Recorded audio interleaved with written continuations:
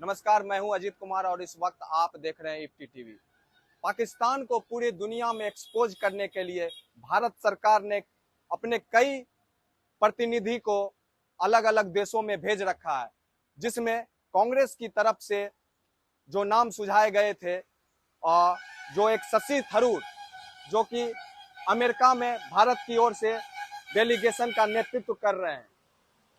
शशि थरूर से यह सवाल पूछा जाता है कि क्या आप भारत सरकार के लिए काम कर रहे हैं, तो शशि थरूर बहुत होशियारी से इसका जवाब देते हैं, क्योंकि वहां के अमेरिका को यह लग रहा है कि विपक्षी पार्टी होने के नाते कैसे वो देश का प्रतिनिधित्व कर रहे हैं। मैं आपको यह बता दूं कि राष्ट्रवाद एक ऐसी भावना है जो पक्ष हो या विपक्ष हो, सबको कम से कम अपने देश के लिए राष्ट्रवाद जरूर होना चाहिए। हम जब आज भारत की बात कर रहे हैं तो भारत अब चौथी अर्थव्यवस्था वाला पूरे विश्व में देश बन चुका है और जिसने जापान को भी अब पीछे छोड़ दिया है। सबसे प्रथम नंबर पर अमेरिका का आता है, उसके बाद चाइना, फिर जर्मनी और उसके बाद भारत का जिक्र आता है। तो जिस तरह से ये एक नए भारत की शुरुआत हो रही है, पूरी दुनिया में नए भारत जिस तरह से उभर रहा है और ऑपरेशन सिंदूर के तहत जिस तरह से भारत ने यह दिखाया कि यह नया भारत है जो दुश्मन के घर में घुसकर भी मारना जानता है, इस बात को लेकर पूरी दुनिया में स्पष्ट संदेश दिया गया कि किस तरह से भारत आज सक्षम है और कई तरह के डेलीगेशन को पूरी दुनिया में अलग अलग जगहों पर भेजा जा रहा है, भारत का रुख पक्ष स्पष्ट करने के लिए कि किस तरह से ऑपरेशन सिंदूर की एक एक डिटेल्स देने के लिए। तो मालूम हो इसमें कई सारे विपक्ष से भी भेजे जा रहे हैं, जैसे कि असदुद्दीन ओवैसी और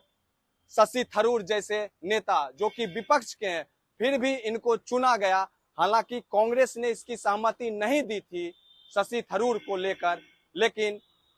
फिर भी शशि थरूर को चुना गया क्योंकि उनकी जो काबिलियत है, काबिलियत की वजह से और जो उनका अनुभव है, उन्होंने अपना इस बात को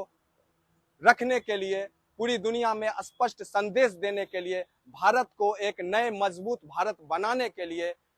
उनको जिस तरह से बात उन्होंने अमेरिका में की है, उससे एक बार फिर से देश का सीना गर्व से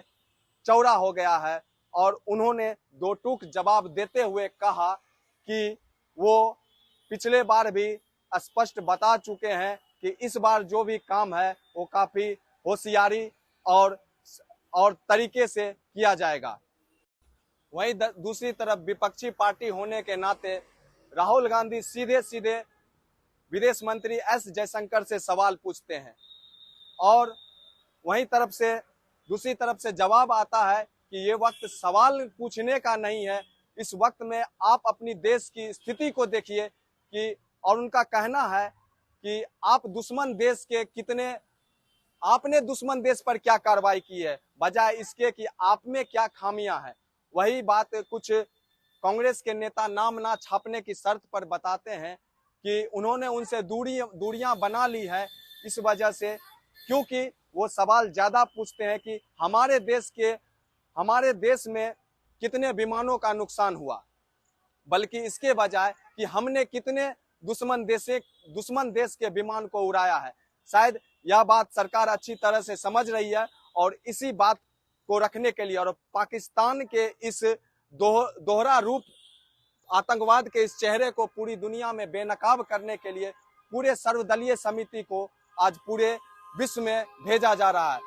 वहीं दूसरी तरफ अमेरिका जो कि मोदी को अपना मित्र मानता है, परंतु ऐसा देखा जा रहा है कि यह कहीं ना कहीं भारत के विरोध में भी इसका काम हो रहा है। हाल के दिनों में देखा जा रहा है कि जिस तरह से अमेरिका की जो रुख है वो भारत के प्रति, वो एक तरफ तो मोदी को अपना मित्र मानता है, वहीं दूसरी तरफ भारत के लिए कई अनावश्यक दबाव लाता है। जैसे कि मालूम हो कि हाल के दिनों में उन्होंने ऐलान किया था कि टैरिफ दर को बढ़ा दिया था और दूसरी तरफ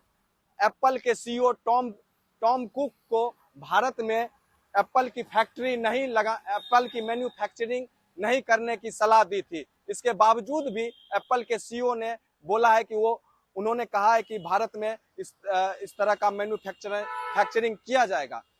वहीं अभी हाल के दिनों में भारत जो कि आम के क्षेत्र में एक विश्व में एक अग्रणी स्थान रखता है, वहीं आम की एक खेप को निर्यात करने के लिए अमेरिका में कुछ कागजी कार्रवाई के चलते उसको वापस कर दिया गया, जो कहीं ना कहीं भारत के आम व्यापारियों को एक नुकसान भी पहुंचा है। तो इस तरह से देखा जाता है, क्या मित्र का यही कर्तव्य होता है कि आप एक तरफ से हाथ मिलाते हो और दूसरे तरफ से दबाव बनाते हो? तो शायद यह बात भी अब भारत को सोचना होगा और देखना होगा कि आगे की रणनीति उसकी क्या होगी। इस तरह के रुख को लेकर, अमेरिका को लेकर, चाइना को लेकर, पाकिस्तान को लेकर, इस तरह से भारत की क्या रणनीति बनेगी। क्योंकि यह नया भारत है, यह दुश्मन के घर में घुसकर मारना जानता है। और जिस तरह से हाल फिलहाल में एक नई बात यह भी सामने आई है जो ड्रोन टेक्निक को लेकर है। अभी फिलहाल जो भारत को कामयाबी मिली है वह ड्रोन टेक्निक के वजह से मिली है, क्योंकि भारत के ड्रोन काफी किफायती और सस्ते हैं अमेरिका की तुलना में। क्योंकि अमेरिका के जो ड्रोन है वो काफी महंगे और सुस्त हैं। इसको लेकर अमेरिका ने भी एक चिंता उनके मन में है, चिंता जाहिर किया है। क्योंकि भारत में आने वाले समय में भारत एक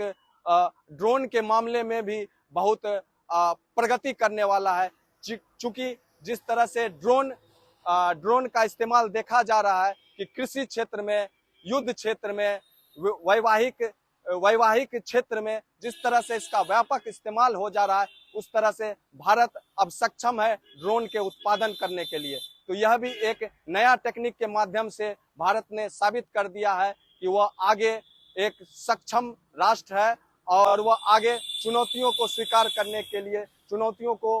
मुंहतोड़ जवाब देने के लिए तैयार है। इसी तरह अपडेट्स के लिए बने रहिए इफ्ती टीवी के साथ। मैं अजीत कुमार। जय हिंद, जय भारत।